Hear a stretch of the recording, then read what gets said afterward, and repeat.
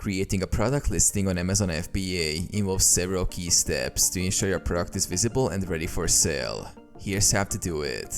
Log into Seller Central. Access your Amazon Seller Central account using your credentials. Add the product. Go to the Inventory tab and select Add the product. If your product exists on Amazon, search for it and select it.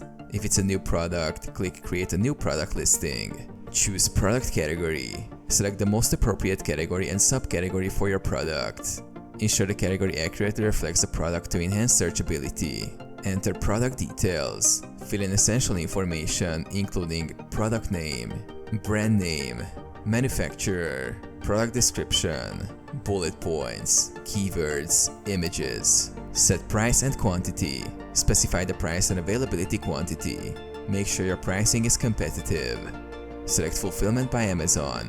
Under the Offer tab, select I want Amazon to ship and provide customer service for my items if they sell. Prepare product for shipment. Once the listing is created, go to Manage FBA Inventory. Select your product and choose Send or Replenish Inventory to create a shipment plan.